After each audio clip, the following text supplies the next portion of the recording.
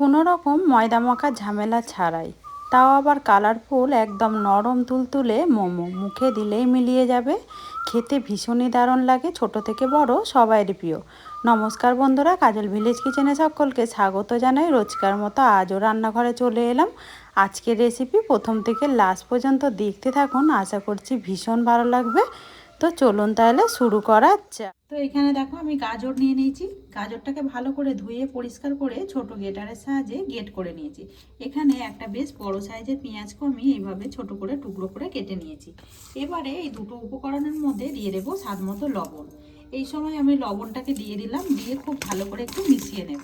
খুব ভালো করে আমি মিশিয়ে নিয়েছি। এবারে এইটাকে ঢাকা দিয়ে এখন রেখে দেবো, এতে করে সবজিগুলো কিন্তু বেশ নরম হয়ে যায়। গ্যাস অন করে একটা কড়া গরম হতে বসিয়ে দিয়েছি। কড়ার মধ্যে দিয়ে দেবো সামান্য একটু সাদা তেল। দিয়ে দিলাম ছোট 4 চামচে 2 চামচ সাদা তেল। তেলটা কিন্তু এখানে বেশ গরম হয়ে গেছে। এবারে পুর রেডি করার জন্য এখানে দেখো আমি নিয়েছি ডিম। ডিমটাকে ভেঙে আমি কড়ার মধ্যেই দিয়ে দেবো। চাইলে তোমরা আলাদা করে কিন্তু কেটে নিতে পারো। আর এখানে ভাঙার সঙ্গে সঙ্গেই কিন্তু বুঝতে পারবে যদি খারাপ থাকে সেটা কিন্তু হাতের মধ্যেই বোঝা যায়। এবারে এখানে দিয়ে দেবো সামান্য একটু লবণ বা স্বাদ মতো লবণ। দিয়ে দিলাম স্বাদ মতো লবণ, আর দেবো এখানে গোলমরিচ গুঁড়ো। তো মাপ মতো দিয়ে দিলাম গোলমরিচ গুঁড়ো। এবারে খুব ভালো করে ডিমটাকে একটু ভেজে নেব, গুঁড়ো গুঁড়ো করে তবে একটু ভেঙে দিয়েছি। এবারে আমরা গ্যাস অফ করে ডিমটাকে ঠান্ডা হতে দেব। এখানে একটা থালার মধ্যে বেশ কিছুটা জল নিয়েছি, আর এখানে দেখো আমি একটু ফুড কালার নিয়েছি। এই ফুড কালারটা আমি এর মধ্যে একটু দিয়ে দেব। তো দিয়ে দিলাম সামান্য একটু ফুড কালার।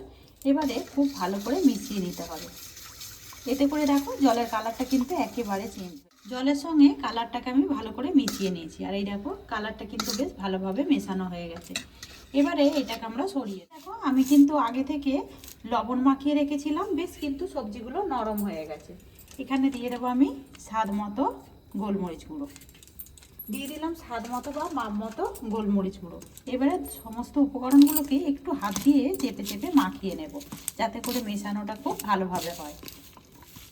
কিন্তু মোমো রেডি করার জন্য সুন্দর একটা পুর রেডি হয়ে গেছে। আর এই দেখো পুরটা ঠিক এরকমই রেডি করতে হবে, একটু নরম নরম মতো রেডি করে নিতে হবে। এবারে এটাকেও সাইডে রেখে দেবো। এখানে দেখো আগে থেকে আমরা এরকম চালের রুটি রেডি করে নিয়েছি। তো এরকমভাবে একটু ক্যারাচে করে কেটে নিয়েছি। এখান থেকে দুটো নিয়ে নেব, আর এই কালারের মধ্যে একটু চুবিয়ে নেব। মানে খুব ভালো করে আমি রঙের মধ্যে চুবিয়ে নিয়েছি। আর এই দেখো আগে থেকে আবারও দুটো ভিজিয়ে দিয়েছি। এখান থেকে এবার তুলে নেবো, একটু দেখবে নরম হয়ে যাবে। প্লেটের মধ্যে নিয়ে নিলাম, মাছ বরাবর দিয়ে দেবো সামান্য একটু পুর। মানে একটু পুরটা বেশি করেই দেবো, যাতে করে খেতে ভালো লাগে। এবারে এই ধরে এইভাবে ঠিক আমরা মুড়ে নেব, ঠিক যেরকম মোমো মুড়ে থাকি সেইভাবেই আমরা মুড়ে নেব। দেখো এইভাবে মুড়ে নিলাম।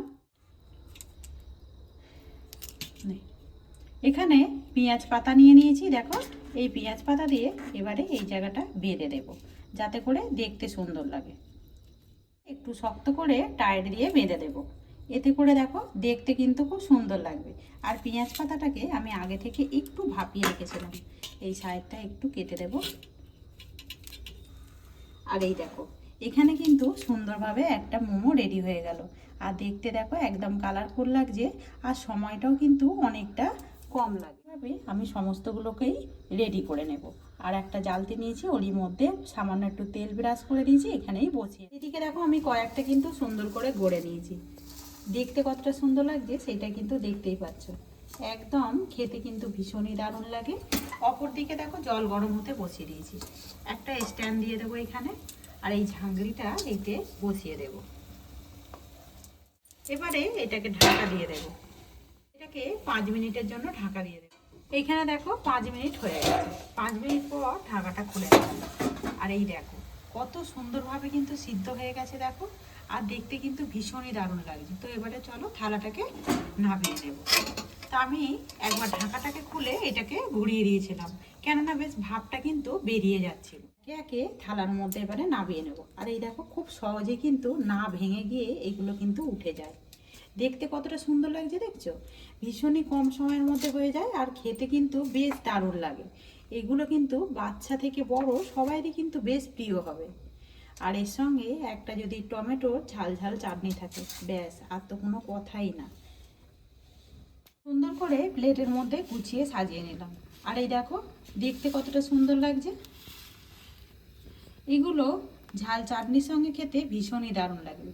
তো আজকের রেসিপি আপনাদের কীরকম লাগলো অতি অবশ্যই কমেন্ট করে জানাবেন। যদি রেসিপিটি ভালো লেগে থাকে একটা লাইক করে দিয়ে এইভাবে আমার পাশে থাকবেন, আমাকে সাপোর্ট করবেন। আমার এরকম নিত্য নতুন রান্নার জন্য পাশে থাকা বেল আইকনটি প্রেস করবেন। সবাই ভালো থাকবেন, সুস্থ থাকবেন, ধন্যবাদ। আবারও কোনো নতুন রেসিপি নিয়ে ফিরে আসবো। আজকের মতো এই পর্যন্ত।